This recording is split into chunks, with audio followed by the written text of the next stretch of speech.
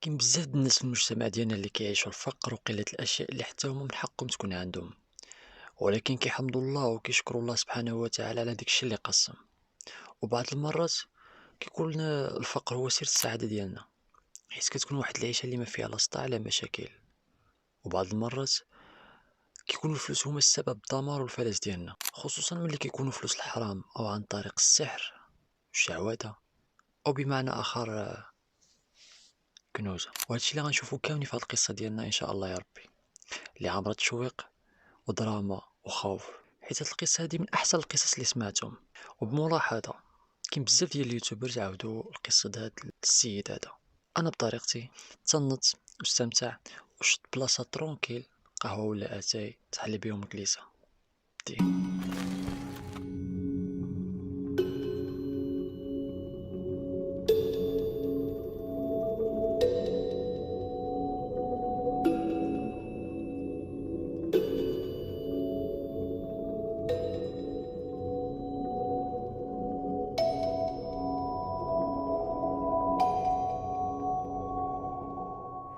الاسم ديالي عبد الله، ولكن ما كيعيطوليش عبد الله، كيعيطولي بالروبيو.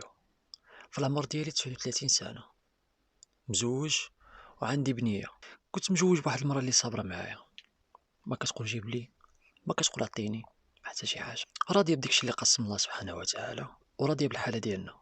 بغاها الله سبحانه وتعالى حتى انا عنده. توفات لي مراتي وخلات لي بنت اللي فيها كنشوف الحروف ديالها، بنتي رؤيا. كنت كنتمنى يكون هادشي غير حلم، ولكن هو لا، هو حقيقه، وما غاديش يحس بها غير اللي مجرب بحالي. المهم ما علينا. انا كتكون فواحد المدينه مغربيه اللي هي مدينه الدار البيضاء، اللي مدينه شعبيه، ناسها طيبين شعبيين، تربيت ولد الشعب.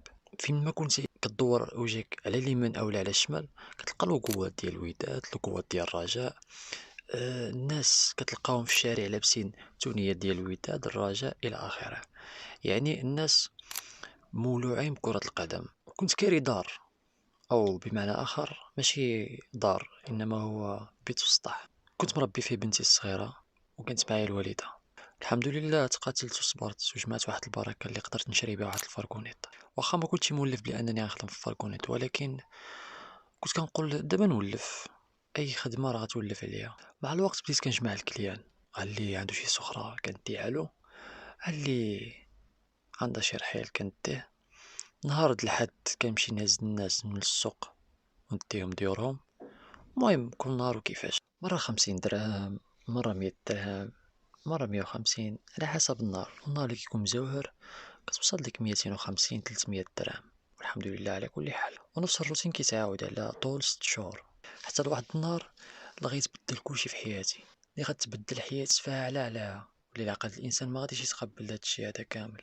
واحد النهار جالس في الفركونيت ديالي في الصباح بكري ما بيا ماليا، حتى كيوقف عليا واحد الشخص اللي شحال هادي ما شفتو، وطلع صاحبي ديال الطفولة. دوزنا بزاف د الحوايج ملي كنا صغار. كان خويا اللي ما ولداتو لياش امي، كان سميتو سي محمد. كنا جيران، يعني الدار على الدار. وباه كان سحار الله يسمح له، كان كلشي كيخاف منه، صغير كبير كلشي كيخاف منه. كانوا كيسميوه الفقيه السالمي. سي محمد ما كانش راضي بلي باه سحار، حيت ملي كنا صغار كان كلشي كيهرب منه، صغير ولا كبير كلشي كيهرب منه. حتى الوالدين ديالنا كانوا كيوصيونا باننا ما نلعبوش معاه. لا ما تمشيش تلعب معاه، راه با سحر يقدر يأذيك، يقدر يعمل لك شي حاجه. ولكن انا لا، صاحبي هو صاحبي. هذيك الشيء العلاقه ديالنا طولت حتى هاد الساعه، حتى لواحد النهار غادروا المكان، وحتى واحد ما خبرو شي حاجه. وعلى اللي سمعنا بلي ان با هاد السي محمد كحل الدواسه مع شي شخصيات كبار في البلاد. على ديك الشيء غادروا المكان. يعني من ديك الايامات ما شفتو حتى اليوم يوقف قدامي فيها. توحشت له بزاف، حيتاش دوزنا الحلوة ودوزنا مرة، دوزنا بزاف د الحوايج. قلت له والله يا سي محمد فين هاد الخبر ديالك، فين مشيتي، ما بقيتش كتبان. هو باينه غير من الشوفه ديالو بان بلي توحش لي بزاف. قال لي والله العظيم اخويا عبد الله حتى انا توحشت لك بزاف، وكاين بزاف ديال الحوايج خصني نعاودهم لك، ولكن ماشي هنايا، حيتاش القصه ديالي طويله سي محمد. هنايا ما غادي نعاود لك والو. يلا نمشيو نديرو شي قهوه انا وياك وغادي نعاود لك كلشي. ومن السي محمد نتفكروا الذكريات اللي عشنا انا وياك. قلت له يا سي محمد يلا مرحبا، دابا نمشيو نجلسو نعملو شي قهوه وديك الساعه نهضروا انا وياك على كلشي. حتى انا شحال هادي وانا كنستنى هاد النهار هذا اللي غنتلاقاك فيه. مزيانه ملي جيتي في هاد الوقيته هادي، حتى انا خصني بزاف د الحوايج نعاودهم لك. يلا بينا مع الخطوه الاولانيه اللي غادي ندير انا باش نمشيو القهوه اللي درنا انا وياه. حتى وقفني قال لي سي عبد الله صبر صبر، الفرقونيت ديالك. قلت له ايه ديالي علاش؟ قال لي لا لا انا كنسقسك وصافي. الله يسر لك فيها والله يعاونك، ولكن اسمعني عندي لك شي حاجه احسن من هاد الفرقونيت هاد اللي عندك. تعجبت انا من الهضره ديالو. قال لي انت خويا وما نتفارق معاك حتى دار لاباس، وغتصوفي راسك من هاد الشيء هذا اللي فيه انت دابا. قلت له ولكن السي محمد كيفاش غندير ليه انا؟ قال لي شوف، قال لي غنجلسو انا وياك وغنعاود لك كلشي، متفقين؟ انا بقيت كنشوف فيه بحال هيدا قلت له متفق. قال لي انا عارض عليك اليوم باش نهضروا شي شويه. انا قبلت واخا ديك النهار ما كنت ما مستفتح ما حتى شي حاجه. قلت معليش، مشيت نزلت الفرقونيت ديالي في واحد الباركينغ وجيت لعندو. قال لي يلا معايا في الطونوبيل ديالي غير هنا. قلت له يلا مرحبا. انا غادي كنتمشى معاه حتى كتبان لي واحد الجي كلاس شعلات كتر سينيال. انا ماشي مع بحال هيدا كنقول الله على جمال، اللهم بارك. حتى كنشوف السي محمد فتح الباب وبغى يدخل. قلت له والله يا سي محمد فين غادي؟ قلت له واش هادشي ديالك؟ قال لي ديالي.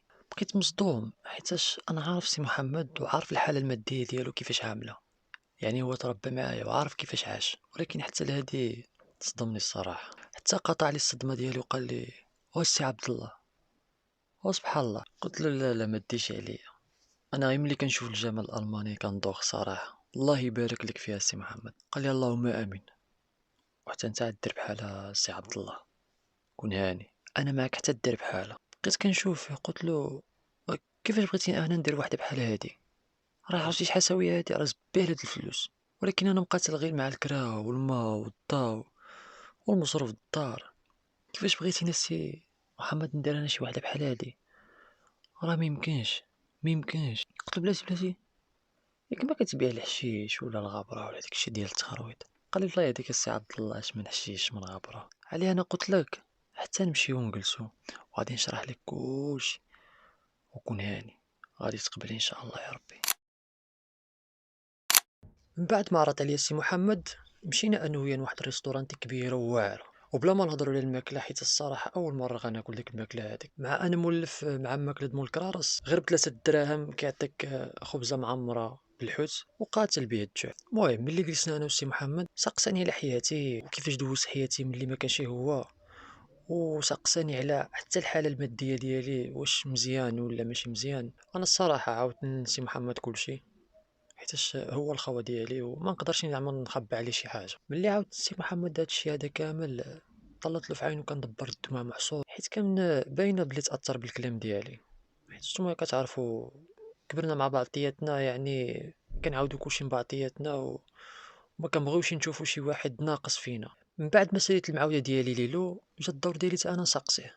قلت له جا سي محمد عاود لي فين غبرتي وفين مشيتي نتينا وباك نهار غادرتو الدرب ديالكم، وكيفاش عدلتي حتى تصوفيتي وعدلتي هاد الفلوس هادو كاملين هاديك الجي كلاس اللي عندك. السي محمد شاف فيا واحد الشوفه طويله وتنهد معاها. قال لي كيف ما كتعرف اخي محمد باللي الوالد ديالي كان واحد الفقيلي سحار ومعروف بزاف. انا ملي كنت صغير ما كنتش عارف الوالد شنو كيعدل بالضبط، ولكن مع الوقت عرفت عليه بزاف د الحوايج وتعلمت منه بزاف د الحوايج. والوالد كيف قلت لك السي عبد الله باللي هو كان سحار كبير وكيخدم الناس اي حاجه بغاوها. كان كيخدم بزاف ديال الاسحار اللي محرمه بحال السحر ديال التفريق والسحر ديال البغض والسحر ديال الجلب بزاف اخي عبد الله. ولكن السحر اللي كان كيدخل منه الفلوس بزاف هو السحر ديال استحضار الجن وملوك الجن، حيت بيهم يقدر يوصل لاي حاجه بغاها. اما اهم سحر السي عبد الله هو استخراج الكنوز والدفائن، وهذا هو اللي ضرب فيه الفلوس بزاف. الوالد قبل ما يموت كانت عنده واحد الثروه كبيره اللي عقل الانسان ما يتقبلهاش، وحتى انت ما تقبلش الثروه اللي عند الوالد ديالي، ولكن ما كان كيعطينا والو ما كان كيصرف علينا والو. انتينا واقيلا كنتي كتشوف الحاله ديالنا كيفاش كنا عايشين. حتى نهار اللي مات عاد عرفت انا والوالده اللي ماشي هي الوالده الثروه اللي خلا. قطعت الهضره سي محمد قلت له اسمح لي قطعتك، ولكن شرح لي كيفاش الوالده اللي ماشي هي الوالده واخا تشرح لي حيتاش تلفتيني. قال لي اخي عبد الله شوف، انا ماشي ولدو، انا ولد الخيريه وغير مربيني. قلت له صبر صبر صبر، واخا تشرح لي سي محمد حيتاش تلفتيني صراحه. قال لي الوالد قبل ما يموت تزوج وكان باغي يولد شي وليد ولا شي بنيه، ولكن الجن وملوك الجن اللي كان خدام معاهم رفضوا، قالوا له الا ولدتي شي ولد راه غيورث منك جميع العلوم وغادي يكون الخليفه ديالك في هذا الشيء هذا كامل، حيت هو من نفس الدم ديالك ومن نفس السلاله، وغادي يكون تحت الامر ديالنا، والعهد اللي عاملين معاك غيدوز ليه. تما اتفق مع الوالده ديالي اللي ماشي هي الوالده ديالي باش يتبناوني بعد ما غنكونش من السلاله ديالو اولا من الدم ديالو. عليها ملي توفى الوالد شفنا ديك الثروه هذيك كامله مخبى علينا، ما كان كيتصرف علينا والو. خيل كنا ناقصين بزاف د الحوايج ولكن ما كان كيتصرف علينا والو. كون كان هذا الخير هذا من شحال هادي السي عبد الله كنت لقاني بخير من شحال هادي، ولكن عشت واحد الطفوله اللي قاصحه الصراحه، كنت محروم بزاف د الحوايج. ولكن اهم حاجه هي اننا دابا عايشين بخير وعلى خير، وعندنا الفلوس اللي تكفينا انا والوالده ديالي واللي ما جاي ان شاء الله، وما غنكونش متبوع مع عند الجين بتاتا. سي عبد الله انا عارف شنو كتقول في بالك دابا، كتقول بلي هاد الفلوس حرام. ايه انا عارف حرام، ولكن هادشي كتير عبد الله، فلوس كتير، يعني واخا تخدم حياتك كامله ما غاديش توفر هادشي هذاك كامل، ما توفر شي حتى الربع ديالو. اما انا غير كنشوف مبوط في سي محمد، كنسمع الهضره شنو كيقول. قال لي تصنت وعطيني ودنك السي عبد الله، عندي لك واحد البريكول اللي غادي يصوفيك من هذا الفقر اللي فيه انت، ولا غيخلي حياتك كامله ما كتفكر في الفلوس، ما كتفكر في الكرا، ما كتفكر في حتى شي حاجه. كاري دار تقدر تشري جوج ثلاثه اربعه ديور، تعمل جي كلاس بحالي، تعمل جوج ثلاثه على حسب اللون اللي بغيتي انت، وما غاديش تبقى تفكر لا في الخدمه لا في التماره لا في حتى حاجه. انا اخترتك انت السي عبد الله باش تعاوني في هذا البريكول هذا، حيت انت الصراحه خاي، وانا قلت لك ما غنتفارق معاك حتى دير لاباس وغتوفي راسك من الفقر. بعد ما سال الهضره ديالو بقيت كنشوف فيه، قلت له واخا قولي شنو هاد البريكول هذا. تما في عز ضمني محمد قال لي شوف، كاين واحد الكنز يهودي اللي كيساوي الملاير، يعني غتغرق فلوس السي عبد الله. قلت له واش كتهضر معايا بصح السي محمد؟ اش قداكني هادشي هذا؟ راه خليك، راه انت عندك الفلوس، عندك المشاريع، عندك الطوموبيل، عندك بزاف د الحاجات، راه الوالد ديالك خلى لك الخير الدنيا والدين، اش قداك من هادشي هذا؟ بعد من هادشي هذا. شاف فيا السي محمد وقال لي شوف اخي عبد الله، انا عارف هادشي حرام وفيه مخاطره كبيره، ولكن انا كنوعدك السي عبد الله بلي غادي تكون اخر ضربه عندي في هادشي هذا. اصلا الوالد ما وراليش كيفاش نخرج الكنوزه ولا نجبد الدفائن ولا، بالعكس خلاني بعيد على هادشي هذا. انا سقسيت السي محمد قلت له دابا هاد الكنز هذا اليهودي كيفاش تعدل تخرجو؟ شكون اللي ورالك البلاصه ديالو؟ واصلا انت ما عارف حتى شي حاجه من هادشي هذا. من بعد نوضنا من البلاصه ديالنا انا وسي محمد وسبقني خلص داكشي اللي كلينا، ومن بعد وصلني حتى الفرقونيت ديالي. حنا باقيين في الطونوبير حتى كنشوف السي محمد جبد واحد الصاك وجبد منه 3000 درهم. قال لي هادي ديالك السي عبد الله. قلت له ديالاش السي محمد؟ هادشي بزاف. قال لي شوف، هادي ديالك على حسب انني اليوم ما خليتكش تخدم وعرضت عليك وجلستي معايا وسمعتي في الخدمه. المهم هاد البركه هادي تسخر بها ودوز بها هاد السيمانه هادي. ديك الساعه انا كنحلف هو كيحلف، انا كنحلف هو كيحلف. ديك الساعه قال لي والله حتى تشبر هادي، ما انا ما دبرت ما نعدل، صافي جبرتها وشكرتو على ديك البركه اللي عطالي. من بعد ديك الساعه قال لي عطيني النمره ديالك وديك الساعه نصوني عليك على هادشي اللي هضرنا فيه اليوم. قلت له قيد. ملي قيد النمره ديالي هو مشى بحالو وانا مشيت بحالي للدار. تاخرت شي صخيره هيدا خفيفه للدار دخلت للدار بسخره زايده على اللي كنجيب دائما. ما تخيلوش الخوت الفرحه اللي كانت مرسومه على وجه الوالده وبنتي رؤيا. كنقول هادي غير 3000 درهم وعامله هادشي هذا كامل. يعلم الله الفلوس اللي غتكون مورا هاد الكنز هذا قداش غتكون الفرحه ديال الوالده وبنتي الصغيره. ولكن ما كنتش عارف باللي هاد البركه اللي كنجيب قليله كتفرحنا وكتخلينا هانيين وبخير في حياتنا. ملي دازت 7 ايام على الجلسه اللي عدلنا انا وسي محمد صونا ليا، قال لي اهلا لاباس بخير؟ قلت له مزيان الحمد لله. قلت له شكون معايا حيت النمره ما كانتش عندي مسجله حيت انا اللي عطيت له النمره. قال لي انا سي محمد. قلت له اهلا اهلا سي محمد، نهار كبير هذا ملي صونيتي.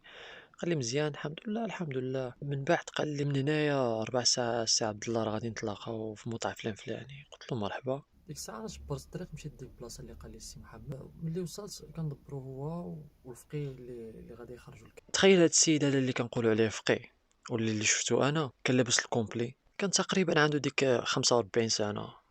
السيد كان طويل ولابس الكومبلي، يعني ما تقولش هذا فقير. ديك الساعة انا سلمت على السي محمد، اهلا مزيان بخير، وكنعمل بعيني هيدا زعما شكون هذا اللي معنا. ديك الساعة شاف فيا السي محمد وقال لي نقدم لك السي الفقيه مرضي خير. قال لي هذا الفقيه هذا من اصول مغربية، باه يهودي ويماه مغربية. ديك الساعة سلمت عليه قلت له اهلا مزيان بخير، عمل لي غير براسو غير هيدا حيتاش هو ما يعرفش الدارجة ديالي من طبيعة الحال. قلت له سي محمد واش هذا هو الفقيه اللي قلتي لي؟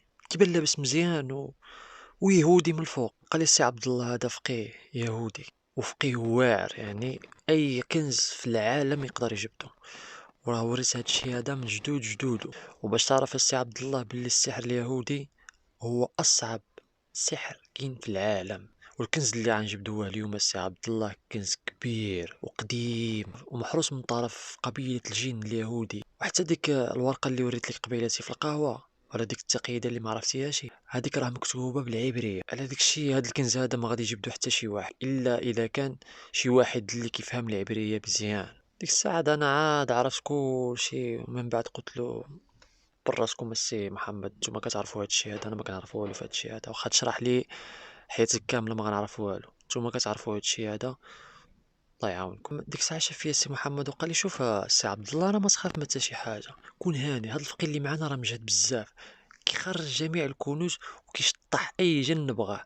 يعني انت ما عندك مين تخاف، انت الكنز ديالك غديه والفلوس ديالك غديه، يعني غير عاوننا شي شويه بالثقه والصبر. قلت له صافي السي محمد، الا شفتي هذا الشيء راه ساهل قضي. ديك الساعه شدينا انا وسي محمد وديك الفقيه الطريق، وداروا الماتريال ديالهم في الفرغونيت، بالا وبيكو. والسي الفقيه كان جاب واحد الشكاره عامره، عرفتي ديك الشكاره ديال الزرع كتكون ديك كبيره زرقاء، هذيك كانت عامرة ما عرفتش شني فيها. المهم حتى هي داخلة في الفرقوني. صافي شدينا الطريق، تقريبا واحد ساعة ونص جوج ساعات د المكان ديال الطريق. توصلنا لواحد البلاصة، هو يقول السي محمد صافي شي وقفة غير هنايا. ملي كنشوف انا هذا كندبر غير الغابة، يعني غابة كبيرة وما فيها حتى شي واحد.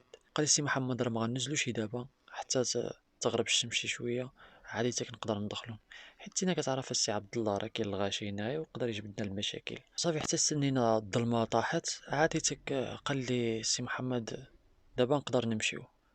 انا صافي شعلت الطيوان ديالي داخل في وسط الغابه، تقريبا ضربنا واحد المده ديال 15 دقيقه وحنايا في وسط الغابه، وبالفرقونيت ماشي على رجلنا، بالفرقونيت داخلين في وسط الغابه. حنا غاديين في وسط الغابه، وديك اليهودي كيهضر مع السي محمد كيقول له هامي عدوز وهامي عدوز، والسي محمد عارف شنو كيقول هو، وكان كيشرح لي، كان كيقول لي مثلا هامي دوز وهامي دوز وهامي دوز، وانا كنت كنطبق داكشي اللي كيقول لي بطبيعه الحال حتى وصلنا للبلاصه المعلومه. ديك الساعه وقفنا، ويا ريت كويما وصلتينا هاد البلاصه هادي، كويما قبلتينا على هادشي هذا كامل كاع. ديك الساعة صافي وقفت الفرغونيت ديالي وخرجنا منها، مشيت فتحت الباب الماليطا، جبدنا ديك البالا وجبدنا الفاس، وديك الفقيه كان جبد ديك الشكارة ما خليناش حنايا ناديوها، جبد هو الشكارة بيدو، والله اعلم شني فيها. نزلها صافي، بقينا كنستناو ديك الفقيه شني غادي يقول. الفقيه كان كيمشي بشوية ومرة كيغمض عينو وكيفتحها، وكان كيهضر بشي هضره اللي ما كتفهمش. حتى لواحد اللحظة وصلنا لواحد البلاصة، وهز واحد شوية ديال التراب، مشى فيه بحال هيدا، بدا كيفتت بيه بعيدا بيدو، ودارنا عندنا بحال هيدا، بدا كيتوسع، يعني هنايا كاين الكنز. قال له الفقيه هادي هي البلاصه اللي غادي نحفروا فيها، وما عليا انا غير ندير الطقوس ديالي وداكشي اللي عليا. قالوا سي محمد واخا حنايا معاك. ديك اللقطه الفقيه هود على ديك الشكاره، بغا يجبد منا داكشي اللي فيها، حتى تناقز سي محمد قال له صبر بلا ما تجبد دابا بلاتي. دارنا عندي قال لي السي عبد الله، متينا واخا تمشي للفرغوني تجلس حتى نبغيوك ديك الساعه نعيطولك.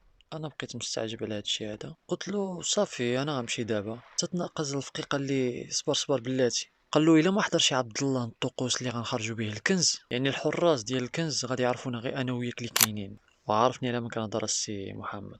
قال السي محمد واخا يوقع اللي وقع، واسمع اللي سمع، ما خصوش يجي عندنا، حيت الا جا عندنا غيتآدى. يعني دابا هو خصو يختار السي محمد، واش يبقى معنا ويحضر الطقوس اللي غادي نخرجوا بها الكنز وغادي يصبر على اي حاجه، او لا يمشي للطوموبيل ويجلس ويستنانا حتى نعيطوا له ويجي بحاله. انا ملي جا السي محمد لعندي وشرح لي هادشي اللي قال الفقيه، حيتاش انا ما كنتش كنعرف شنو كيقول، ملي جا عندي وشنو شرح لي هادشي هذا كامل، اول حاجه قلت له والحق ديالي تعطيوها لي.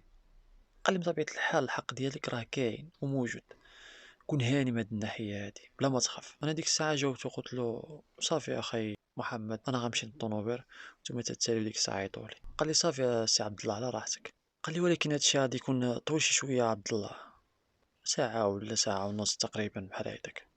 قلت له صافي ماشي مشكل انا غنستناك تما. صافي انا مشيت للفرقونيط وجلست، ولكن دازت لي ديك الساعة ثقيلة، بغيت نلاهي راسي بشي حاجة، حتى بقيت كنفكر كنقول دابا الا خرجوا هاد الكنز وجا في الحق ديالي مليار شنو غنعدل به؟ شري طوموبيل، شري دار، شنو غنعدل به؟ بهادشي كنت كنونس راسي، انا كنت سارح في الافكار ديالي وكنقول كيفاش غنعدل بهاد الفلوس هادو كاملين. حتى واحد الساعة كنسمع الغوت ما يجي بشوية بشوية بشوية بشوية، واحد الساعة كنسمع الغوت في ودني، من بعد الصوت اللي ضرب لي في ودني من موراها كنسمع واحد الصوت كينادي يا لطيف يا لطيف حنا معاك بالله وشرح، حنا معاك بالله وشرح. هذا الصوت سيمو. انا ديك الساعة تخلعت ما عرفت شنو غندير وتجمدت في موطعي ما عرفتش شنو غنعدل، واش نمشي ولا نبقى. حتى واحد الساعة كنحس براسي صافي ماشي وانا العقل ديالي ما معاياش، ونسيت بلي انهم قالوا لي لا ما خصكش تخرج من الفرقوني وتجينا عندنا، ولكن الصراحة انا ما قدرتش حيتاش صاحبي السيمو تما وكان شي واحد اخر الدنيا هاني، ولكن صاحبي خويا ملي وصلت من البلاصة كنتصدم بأبشع منظر شفتو في حياتي، وما كنتش متوقع اصلا انني غنشوف هذا المنظر هذا. الفقي كنشوفه معلق في الشجرة وكامل دمايات، والمشكل الكبير هو ان السيد معلق في الشجرة بلا حبولة بلا حتى شي حاجة، معلق في الهواء. واقع. والفقي معلق بحال شكل د المسيح. انا ما عرفت والو ديك الساعه تخلعت بقيت مصدوم في بلاصتي ومجمد. اما صاحبي السيمو كنشوفو طايح في الارض وعامر بالغبره ومغيب. اما منظر اللي عمري نساه في حياتي هي ديك الشكاره اللي كانت عند الفقي زرقاء عقلتو عليها منزله في الارض وكتبان خارجه منها واحد اليد بنادم، وكتبان ديك اليد باقا طريه. راه بحد ذاته هذا ابشع منظر شفتو في حياتي. اما المنظر الثالث اللي خلاني فاتح دوقني وكنشوف فيه هما جوج صنادق كبارين وفيهم التراب وباينين قدامين بزاف وباينين فيهم الكنز. انا ملي شفت هادشي هذا كامل تخلعت وركبني الخوف، بقيت كنعاود في الايه الكرسي كنقراها وكنعاودها كنقراها وكنعاودها حتى لواحد الساعه كنشوف الفقي طاح من الشجره اللي كان معلق فيها. زاد ركبني الخوف ديك الساعه. انا تلفت ما عرفت واش نمشي نهز صاحبي سيمو ولا نهز الفقي اولا نهرب، ما عرفتش شنو نعدل. قررت بلي غنهز سيمو اللي خويا وصاحبي هو الاولاني وغادير للفرقونيط. وصلت حتى للفرقونيط وديماريت بالخرعه وبغيت نمشي، ولكن ما جاتش انني نخلي الفقي تما بوحدو. سكت الفرقونيط ورجعت كنجري تجاه الفقي. وصلت قدام الفقي اللي كان طايح تحت الشجره. ان شاء الله وصلت لعندو وهي كضربني واحد الريح سخونه في وجهي. عرفت ديك نهار كتكون جالس قدام المجمر وكيجيك ديك الريح سخون، كذلك داكشي اللي وقع لي انا ان شاء الله وقعت مع رفقي ويجي لي الريح سخون. تما بديت كنسمع توشوش في الودان وكنحس بلي انني ماشي بوحدي انا والفقي اللي كاينين. حتى واحد الساعه كنجبر سيمو على ظهري تشجعت وبقيت كنقرا في الايه الكرسي وديتو للفرقونيط. صافي وصلت للفرقونيط ديماريت بغيت نزيد، ولكن تفكرت بلي انني ما نقدرش نخلي الكنز تما. ميمكنش حنا ضربنا عليه تماره ونخليوها تما، ما جاتش نخليوها لشي واحد اللي غيجي غيدي فابور وغيدي بارد. غنمشي مورا الكنز، غنجيب الكنز ديالي. صافي تما طفيت الفرقونيت ديالي ورجعت كنجري لجهة الكنز اللي فيه. ملي بقيت كنجري حتى وصلت للموطع د الكنز وانا نتصدم. دبرت واحد المنظر اللي شكل تخيل بلي كانوا جوج الصنادق. اللي مشيت ورجعت دبرت صندوق واحد، وعاد هاد الصندوق هذا ماشي شي صندوق اللي خفيف، راه ثقيل ميمكنش واحد ولا جوج يهزوه، وخصك تكون صحيح باش تقدر تهز الصندوق. عاد انا مشيت ما كملش حتى جوج دقائق د المكانه باللي رجعت، يعني مستحيل. صافي ما بقيتش كنفكر ديك الساعه بزاف، حتى قلت صافي اللهم صندوق واحد ولا والو. ديك الساعه بغيت نهز الصندوق ولكن ما قدرتش، الصندوق ثقيل بزاف اصلا ما عرفتش كيفاش جبدوه هما بجوج. ولكن انا بالدرع باش حركته من موطعو بقيت كنجر فيه كنجر فيه كنجر فيه حتى وصلته للفرقونيت بالدرع ب96 تكشيفه. نسيت ما قلت لكمش بلي انني فيا متر 95 و120 كيلو، يعني تبارك الله، يعني عاونتني الصحه ديالي باش قدرت نجر ديك الصندوق. صافي ملي نزلت الكنز في الفرقونيت ديماريت ومشيت بحالي وكنقول الحمد لله ملي دازت بخير وعلى خير. حسب لكم باللي القصه ديالي غتسالي هنا؟ لا، القصه ديالي عاد تبدا. عمري كنت كنتخيل بلي انني غنوصل لهاد الحاله هادي. عقلتو نهار كان قال لي الفقيه ما خصكش تجي. ولكن انا ما عملتش بالهضره اللي قال لي السي الفقيه، عملت داكشي اللي قال لي بالي، تسمى انا حرقت القاعده اللي قالوها لي. صافي من بعد شدينا الطريق حتى وصلت لواحد البلاصه اللي خاويه، نزلت من الطونوبيل وخويت عليهم الماء حتى فاقوا. في الاول ما كانوا عاقلين على حتى شي حاجه، لا السيمو لا الفقيه. من بعد بداو كيفيقوا بشويه بشويه، وبقات الذاكره ديالهم كترجع بشويه بشويه، حتى كيعاود لي سيمو كيقول لي راه درتي فينا واحد الخير اللي كبير بزاف. قالوا لي لا ما كنتيش اعتقتينا في ديك اللحظه هذاك كختنا راه موتنا شحال هادي. قلت لهم لا لا بلا شكر، هادشي اللي عدلتو عادي وكان ضروري خصني نعدلو. وهاد الحق اللي جبنا ديال الكنز غادي نفرقوه بثلاثه بينا. ولكن قبل ما نعدلو اي حاجه واخا تشرحوا لي داكشي اللي وقع، حيت انا ما عرفت حتى شي حاجه. ممكن قال لي سيمو باللي الفقي مردخاي بدا بالطقوس ديالو كان كلشي مزيان. ديك الساعه جبد الفقي القربان ديالو اللي كان عنده في الخنشه زرقاء، وبدا الطقوس ديالو. واللي ما عرفش القربان شنو هو واحد الهديه كتعطيها للجن باش كيديوك واحد الموافقه. صافي من تما كمل الفقي الطقوس ديالو اللي كانت كامله بالعبريه، حتى لواحد الساعه كتخرج واحد المراه مورا الشجره. تما ناض الفقي مردخاي بدا كيتعاود معاها وكيهضر معاها باللغه العبريه. قالت له هاد الكنز هذا اللي بغيتو تجبدوه راه مملوك من اخطر قبيله الجن، وهاد الكنز هذا مستحيل يديه شي واحد، حتى واحد ما عنده الحق انه يديه. وهاد المراه هادي كانت من الجن، وغالبا غتكون من الحراس اللي كيحرسوا هاد الكنز هذا. عطاتنا انذار بلي نمشيو بحالنا. وهاد الجنيه هادي عرفت بلي ان مردخاي واحد الفقيه اللي صعيب والفقيه اللي قوي، يعني ما يقدر عليه حتى شي واحد. عليها جات عنده عطات له انذار، كون كان مثلا شي فقيه عايده اللي ضعيف تقدر تصفي حياتنا ديك الساعه بلا ما تشاور معانا وبلا ما تعطينا انذار. صافي ملي مشات ديك السيده هذيك بحالها، فقي مردخاي كمل في الطقوس ديالو ومداهاش فيها. بقينا تقريبا واحد 10 دقائق حتى كنحسو بالارض كتفتح بشويه بشويه، واحد الساعه كيطلع منا الصندوق الاولاني. نزل تما كمل السي الفقي الطقوس ديالو حتى كيطلع الصندوق الثاني. تما غنكون وصلنا لربع د الكنز، حيتاش الكنز راه كبير، يعني غيكونوا باقين واحد 9 صنادق ولا 10 صنادق تحت الارض.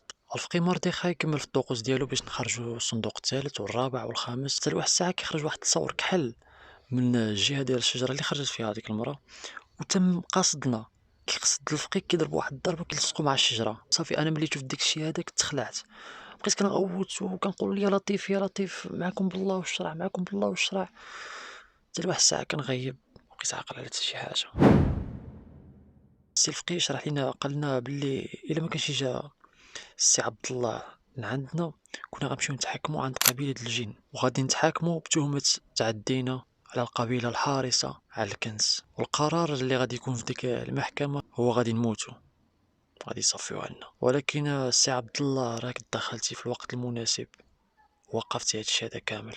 اما بالنسبه لهادوك الصنادق بجوج فراه بجوج بيهم كانوا غيرجعوا للارض، يعني الصندوق الاولاني رجع والثاني كان غادي يرجع، ولكن انا وصلت في الوقت المناسب وكنت عطلت غير شي شويه ما كنت غندبر لا الصندوق الاولاني ولا الثاني. من بعد هادشي اللي وقع كامل مشينا نضر عند مردخاي. شكروني بزاف على حسب الانقاذ ديالي ليهم. ولكن الفرحه الكبيره هي ملي دورنا ثلاثه بينا الراس ديالنا نديك الصندوق ومشينا حليناه كندبرو عامر بالذهب وعامر باللويزات. الصدمة الكبيرة عاود هو أن في وسط الصندوق لقينا واحد الصفيحة كبيرة ديال الذهب، وكانت مكتوب فيها بزاف ديال الكلمات إنما هما بالعبرية، وبينها غتكون شي تقييدات شي كنز غادي تكون قدامهم. كانوا تماثيل، كانوا خواتم، كانوا ياقوت، كانوا بزاف د الحوايج اللي ما نقدرش انني نعاودهم. يعني بخلاصة هاد الكنز هذا كيساوي الملاير. تما هضر السي الفقي قال عنده واحد الصديق اللي كيشري منه الكنوزه. هضر معايا السيمو قال لي انت غير ارتاح السي عبد الله، انت درتي اللي عليك صافي. ان شاء الله ملي غادي يبيع مردخاي هاد الشيء هذا غادي نفرقوا داكشي كامل مع بعضياتنا، وحقك غادي ديه. تما قال لي السيمو واش الفلوس ديالك واش ديهم وراق ولا ديهم ذهب؟ قلت له انا من الاحسن يكون نص نص، يعني نص ذهب ونص ورق. وانت عارف السي عبد الله ملي كيكونوا فلوس زايدين في الدار كيكونوا معايقين. صافي اتفقنا على كل شيء، بغيت نمشي بحالي نرتاح. سلمت عليهم تهلاو تهلاو، ولكن من تما غادي تبدل حياتي تفاعل عليها، وغادي يوقعوا معايا شي حوايج اللي عقل الانسان ما غاديش يتقبلهم. هاد الحوايج الغراب غيبداو من ديك الليلة. بنتي رؤيا رجعت كتنوض بالليل وكتبكي بزاف. ملي كنمشي لعندها كنفيقها كنقول لها شني كتشوف في الحلم ديالك، كتقول لي كنشوف باللي واحد المرا كتوقف عليا في المنام ولابسه الكحل وكتخلع بزاف بابا. صافي بقيت كنهدم في بنتي وكنقول لها لا انت غير كتخيلي وهادشي راه كيوقعنا كاملين، وبقيت كنهدم فيها حتى رجعت تنعس. ولكن باش تعرفوا الخوت انا عمري شفت بنتي في ديك الحالة هاديك. من بعد ملي نعست بنتي رؤيا مشيت انا من بلاصتي وبغيت نرتاح، بغيت نعس شي شويه. ولكن ملي نعست كنحلم بنفس الحلمه اللي حلمت بها بنتي رؤيا. ديك المراه هذيك اللي وقفت عليا في الحلم كانت كتشبه المراه ديالي، ولكن كانت بواحد الصفه اللي كتخلع بزاف، ومراتي ما كانتش هيداك. وديك المراه هذيك اللي كانت في الحلم كانت كتحلف عليا وكتهضر معايا بواحد اللغه اللي ما معروفاش، وباينه باللي ديك اللغه كانت العبريه. ديك الساعه انا ملي كنت كنشوف ديك المنظر هذاك تخلعت، نوضت مخلوع من بلاصتي وكامل كنعرق، ما عرفتش جاني حل في شكل. نوضت بقيت كنفكر كنقول ياك ما هاد المراه هادي اللي شفت بسبب ديك الكنز، لا واقيلا بقى غير بالي مع بنتي ومع الحلم ديالها داكشي حلمت نفس الحلمه. صافي ما بقيتش كنفكر بزاف ورجعت نعس ودازت ديك الليله بزز. صافي على غد ليه نوضت في الصباح مشيت قضيت الشغل ديالي، جيت حتى العشيه دخلت للدار بقيت كنلعب مع بنتي والوالده كانت في الكوزينه. حتى واحد الساعه كنسمع الوالده ديالي كتعيط لي عبد الله عبد الله اجي. انا كنت مخلوع ديك الساعه ومشيت كنجري للكوزينه عند الوالده. قلت لها ياك لاباس الوالده مالك كتعيطي بهذه الطريقه هذه، واش كاين شي حاجه؟ قالت لي تيجي معايا اجي، قبيلتي كنت نعيط لك ولكن دابا عاد تفكرت اجي معايا. دتني حتى لطواليط حاشاكم. قالت لي شوف انا ملي شفت هيدا في السماء تصدمت، كنلقى كلمه مكتوبه بالعبريه ومدور عليها ومكتوبه حاشاكم بالغائط. انا ديك الساعه ما عرفتش شنو كتعني ديك الكلمه وديك الحروف.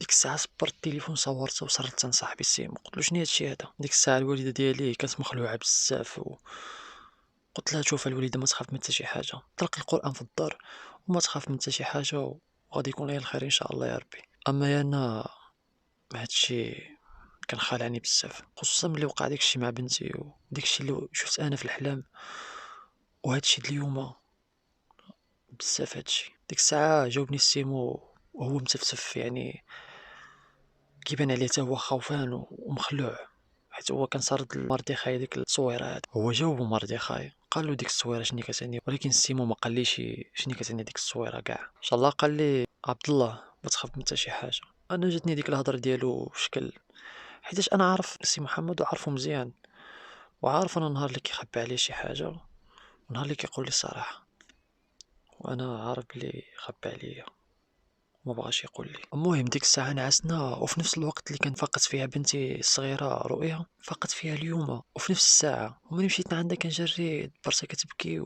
وخوفانه. قلت لها مالك؟ قالت لي بابا انا مخلوعه وحلمت بنفس الحلم اللي حلمت بها البارح، يعني وقفت عليا ديك المراه هذيك اليوم. انا ملي قيست لها راسها بحال هكا كندبر السخانه طالعه.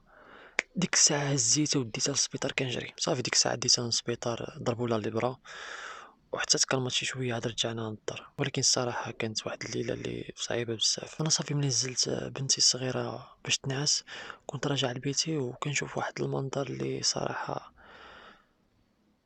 واش من الخيال واش حقيقه، واحد المنظر اللي صعيب نوصفه. واحد المراه شعرها طويل وكانت طويله حتى هي تقريبا فيها شي 2 متر، وكانت مهزوزه على الارض، يعني ما كانش شي رجل على الارض، كانت مهزوزه شي شويه على الارض. وكانت لابسه واحد الكسوه بيضاء وعاطياني بالظهر. انا ملي كنشوف هادشي هذا كامل بقيت مصدوم، كنقول واش انا كنحلم واش حقيقه. بغيت نتاكد، شعلت الضوء فجاه اختفى ديك الشيء هذاك ما بقاش. المهم دزت واحد اليومين اللي صعيبه. بنتي الصغيره كانت غير شاده الفراش ومريضه. الوالده ديالي كانت حتى هي ماشي مرتاحه وشكل مستريسيه، وكذلك انا. من بعد دازت 3 ايام حتى كيصوني عليا سيمو كيقول لي بلي مرتي خير راه باع الربع ديال الكنز. قال لي من بعد ديك السيد اللي غيشري الكنز من هنا شهر غادي يجمع الفلوس ديال الكنز، اما دابا فاش راه غير الربع ديالو. قال لي من دابا شي حاجه غادي نتلاقاو السي عبد الله باش نعطي لك حقك. قلت له صافي مرحبا اخاي محمد. انا الصراحه كنت فرحان ملي غادي نشد ديك الفلوس هذوك. صافي مشيت تلاقيت بالسيمو في موطع اللي قال لي وطلعت من عندو الطونوبير. ولكن الصدمه الكبيره هو ملي كنشوف السيمو كندبرو ماشي فرحان. يعني نورمالمون خصو يكون السيمو فرحان حيت خرجنا الكنز وبعنا الكنز. ما عرفتش مالو. ديك الساعة سقسيت انا السيمو قلت له ياك لاباس اخاي محمد واش مريض ولا ما ناعش ياك لاباس حيت كنشوف وجهك اصفر وفشكل. قال لي لا لا ما كاين حتى شي حاجه. ديك الساعة السيمو جبد واحد الباليزة ونزلها قدامي. قال لي هذا هو رزقك وهذا هو حقك من ديك الربع اللي بعنا. قال لي راه جاتك 300 مليون السي عبد الله وراه بعنا غير داكشي اللي رخيص. اما داكشي اللي باقي السي عبد الله هو اللي يساوي الملاير. اما انا ملي شفت ديك الفلوس هادوك كاملين بقيت مبهوط. اول مره غادي نشوف الفلوس كثيره بحال هادشي هذا وديالي من الفوق. صافي انا ديك الساعه سلمت على اخي محمد قلت له تهلا في راسك وتميت غادي. واحد الساعه هو كيعيط لي من بعيد قال لي عبد الله. دورت عنده قلت له نعم السي محمد. قال لي لا وقعت شي حاجه المسامحه السي عبد الله. قلت له ياك لاباس السي محمد واش وقع لك شي حاجه حتى انت ولا ما فهمتش. ديك الساعه سيمو بقى كيشوف فيا وكمل الطريق ديالو مبغى يقول لي حتى شي حاجه. انا بقيت كنفكر في هادشي هذا صافي وسميت ماشي بحالي. على ديك الليله هذيك ما جانيش النعاس حيتاش فلوس كثيره وكنفكر شنو نعدل بيهم. واحد الساعه حتى كنسمع الغوات ماجي من بيت بنتي. ملي مشيت كنجري كنلقى بنتي كتبكي وقالت لي بابا انا حلمت حلمه بحال دايما. حلمت ديك المراه واقفه عليا وكتخلعني. ملي درت عاود لقيت الوالده ديالي حتى هي كتبكي. وملي شفت لفرجها كنلقى رجلين ديالها منفخين بزاف. كنقول يا لطيف هادشي اللي واقع عاود. صافي ديك الليله دوزتها بالدراع وما بغاش يديني النعاس حتى لواحد الساعه بقوه الهلكه اللي فيا داني النعاس. حتى كنشوف واحد الحلم اللي يا ريت كوني ما كنتي نعست وما شفتي ديك الحلم هذاك. كنشوف ديك المرة اللي كتوقف على بنتي في الحلم وقفت عليا حتى انا. ولكن كانوا في يدها جوج الحبولة. حبل فيه بنتي معلقة وحبل فيه الوالدة كتشوف فيا وكتضحك. وكان بيناتهم ديك الكنز اللي جبدنا. والوالدة وبنتي كانوا كيشوفوا فيا وكيبكيو وكيقولوا لي اعتقنا. انا ديك اللحظة بغيت نجري ولكن ما قدرش. بقيت كنغوت في وسط الحلامة حتى لواحد الساعة هي ضربتني الفيقة وانا كامل عرقان وكامل كنترعد كنقول يا ربي شنو هادشي هذا اللي واقع. ديك الساعة عاودت القهوة باش نرتاح شي شوية ونسى هادشي هذا كامل. حتى كيصوني عليا السي محمد. الو الو السي محمد ياك لاباس هانية بخير. ولكن السي محمد كان كيصوني عليا وكان كيبكي. قلت له ياك لاباس السي محمد واش وقع لك شي حاجه. قال لي لا. قال لي رفقي مردخاي راه لقاوه البوليس مقتول في الدار ديالو وديك الكنز اللي كان باقي له تشفر السي عبد الله. قلت له السي محمد واش رفقي عنده شي حسابات مع شي واحد ولا لا. قال لي لا ما كاين حتى شي حساب السي عبد الله ولكن انا ما بدي ما عارفش. قال لي السيمو وقيله باللي حراس ديال الكنز هما اللي صفاو عليه. حتى نهار جاو البوليس الدار ديالو ما لقاو حتى شي اثار ديال شي واحد قتل. يوم يقلبوا على شي دليل ولا على شي اثار ولكن ما لقاو حتى شي حاجه. قال لي السي عبد الله حتى انا كيطردوني وقيله ديك الحراس ديال الجن. قال لي حتى انا كيوقعوا لي شي ظواهر اللي في شكل وحتى انا كنحلم شي حلامات اللي غريبه وشكل. تما نعرف باللي القضيه ماشي انا اللي بوحدي اللي طاري عليه. قال لي شوف السي عبد الله غالبا البوليس غادي يكونوا كيقلبوا عليا حتى انا. يعني اغلبيه لي زابيل كاينين بيني وبين مرتخاي. قال لي السي محمد انا غادي نوقف هاد الكارطه وتهلا في راسك السي عبد الله. انا باقي ان شاء الله غادي نهضر نقول له اشرح لي السي محمد. حتى لواحد الساعه يتقطع لي الخط في وسط وجهي. عاود صونيت ولكن الخط ما كيدويش. من بعد 10 سنين على هادشي اللي طرا الوالده ديالي توفات من بعد ما كان جرى ديك المرض في الرجل ديالها. وبنتي رؤيا تحسنات الحالة ديالها ولكن كتبع مع واحد الراقي حيت كان عندها واحد المس من الجن. اما انا درت كسيدة ومشاو لي رجلي بجوج. الفلوس اللي كانت عندي النص مشى في القمر والنص عدلت بيه واحد القهوة ولكن في الاخر ما صدقاتش. اما دابا خدام معسّس في واحد الباركينغ. وهذه كانت النهاية ديال القصة ديالنا، كنتمنى تعجبكم، وإلا عجبتكم ما تنساوش تضغطوا على زر إعجاب، ونستناو القصة اللي ما جاية إن شاء الله يا ربي. بيس ليكم.